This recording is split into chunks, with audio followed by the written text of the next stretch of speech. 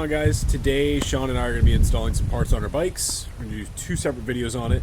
Sean got a Zoom high mount exhaust for his bike, and he also got the same bars and everything that I got for mine. I'm doing a bar install, so this video is going to be a bar install. So I'm going to show you the parts that I got, show you guys how to install it. So if you got one of the new Grom SPs like we do, this will show you guys exactly how to install these parts on your bike. So I've got my parts laying in the grass just so I don't scratch them up or anything, but these are the parts you guys are going to need. So I got the Pro Taper risers.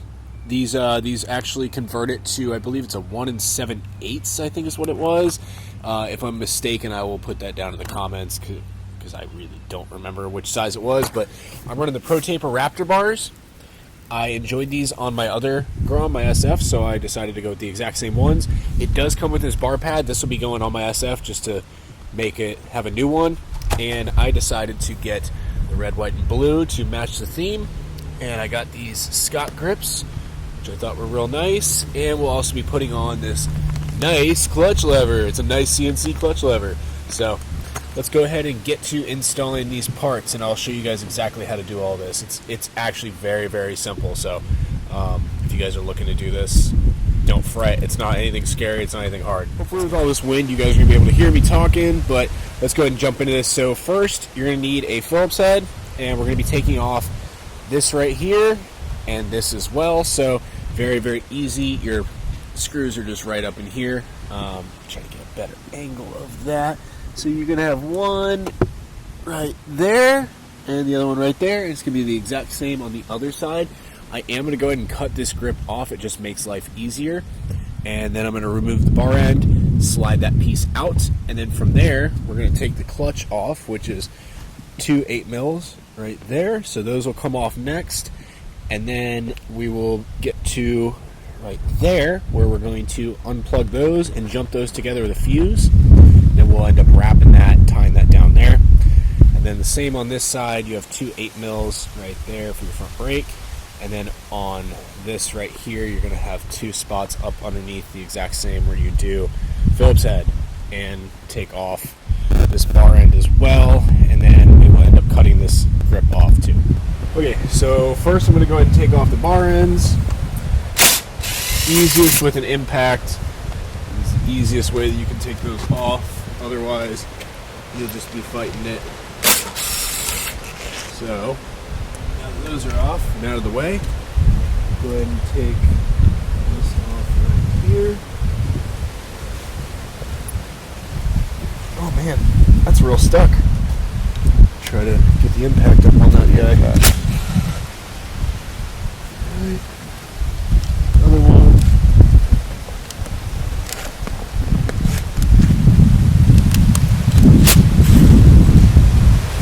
So that's now loose, and that'll actually be easier to come off once we remove the bars themselves. 2 8mm on both sides, up and down.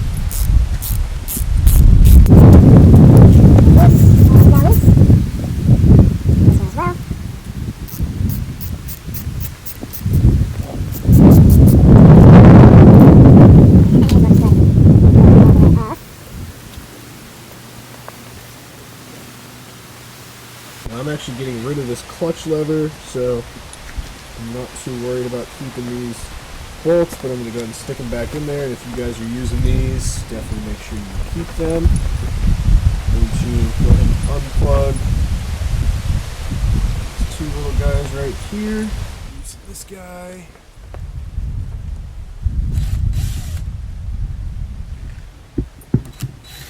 Get the screws. Yep, that's now loose. Right. Cool. Now I'm going to go ahead and cut this grip off.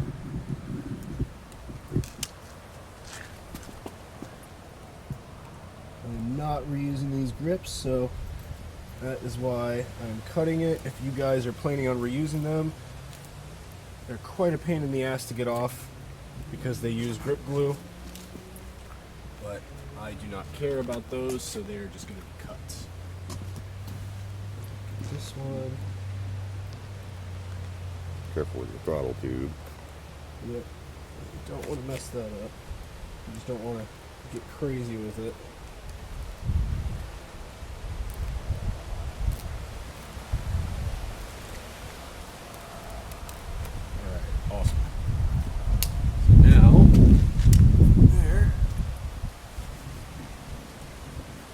this can actually come off once we get the bars off.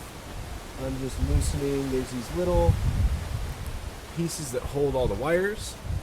Keep those because you can reuse those on the next bars. These are gonna go in the trash. Oh, close. So now I want to get these off. Easiest thing to do is to take a razor blade, try to get right up underneath it, pop them out.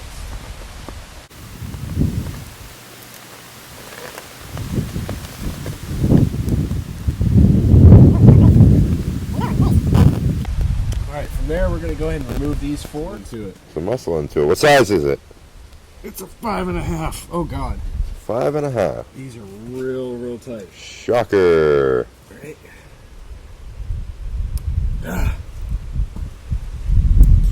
Okay. I feel like that's the one thing I'm okay with them making real tight. You're right.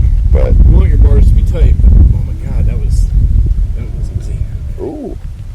Well, it's because I had already loosened the other one. No, I was hearing some Gah.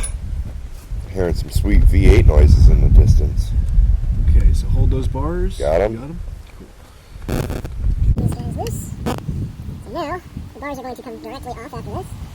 The easy parts.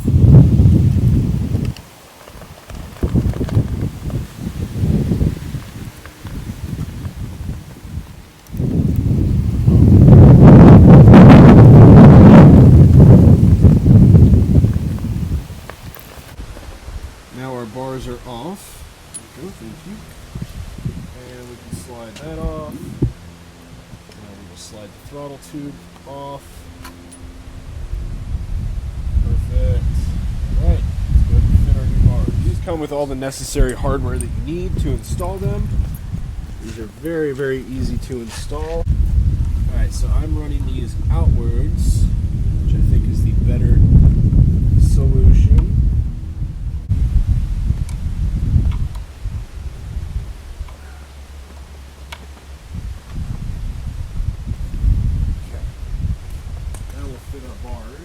I'm weird and I like to run my bars very far forward. I'm going to run them just like that, more than likely. First, go ahead and slide this back on. It's much easier to get these on right now than later, especially if your bar being super wide. It just makes life much easier. And try to center your bars. Run it just like that. There we go. Perfectly centered.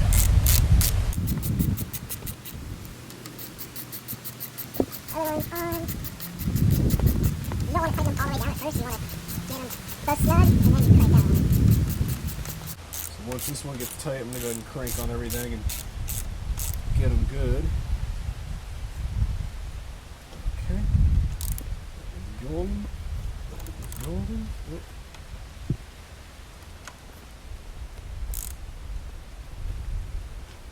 Feel good with that. Alright, so there we go. So, Sean, if you want to get up in here and look. We've got these two connections right here. What we're going to end up doing, if I can get that back on, is we're going to stick a fuse in between them, and then I'm going to put some electrical tape on it, and then we're just going to hide this down there somewhere, or on the bars, or wherever. And all that's doing is it's allowing the bike to think that the bike is in neutral all the time, or the clutch is depressed, sorry. So you can start it in gear. We're going to go ahead and stick on our nice clutch lever, because it's nice. First, I need to get this little set screw out. I don't know what these are for. I couldn't really tell you guys exactly what that's for. I just know that I've never ran them on any of my clutch levers on my bikes, so that needs to go. I will not be utilizing that. And now, we can go ahead and install this. Okay, so first, we're going to stick this down in one of the slots. There's 3 slots on this. I'm going to go with the middle and see how that one feels. And if that feels correct, we'll keep it there. If it doesn't feel correct, we'll switch it. So you want to turn these little guys right here so you can pull that through. Let's go through there. Whoop. There we go. And let's see. That's going to be probably too loose, be my guess. So I think I'm actually going to go on the outer one, maybe. It feels real loose. I know that I can actually, you know what? I don't have that twisted out at all, so let's go ahead and try adjusting that first. Getting better. That feels about right. Okay, cool. I'm happy with that. So now we will stick this back on. I'm not tightening it all the way down until I get my grip on, because that is going to decide the placement of everything else along the way. So grips are a bit of a pain.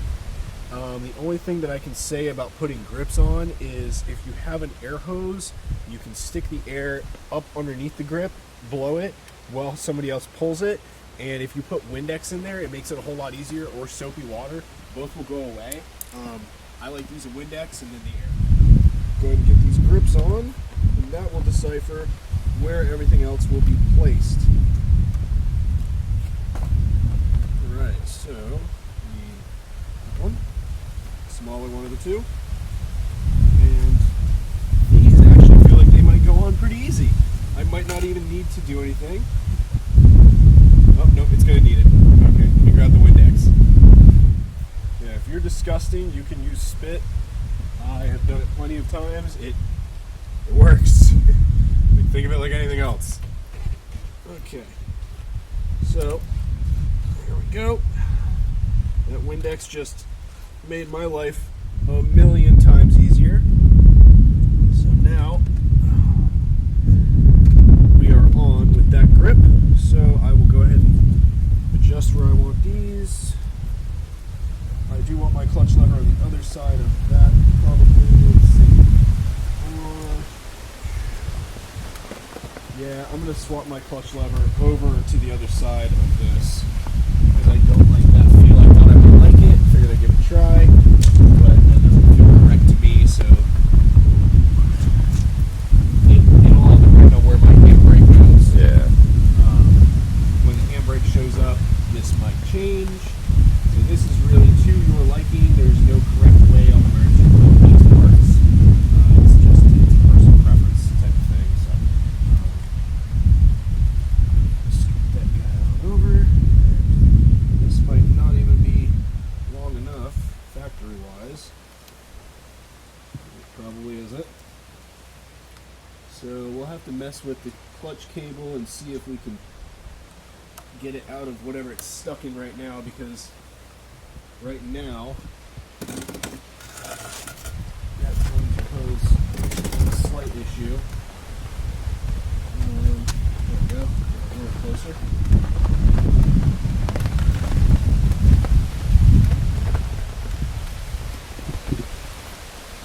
See how this feels right here.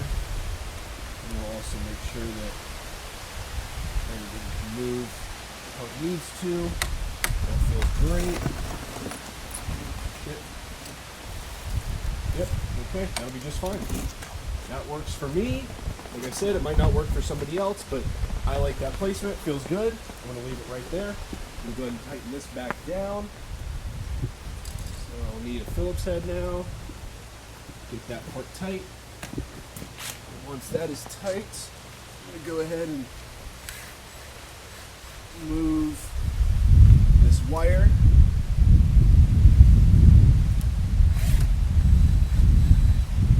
Okay, looks good. Sure it still works. Yep, good. I'm just gonna stick this grip on. It's the exact same as the other side, and we're all done. So I'm actually gonna shut that off, and once we're done doing that, turn it back on and show you guys what it looks like. All right, guys. So this is what the bars look like installed. We got done, and these are them. So go ahead and kind of give you guys a brief overview of how they look.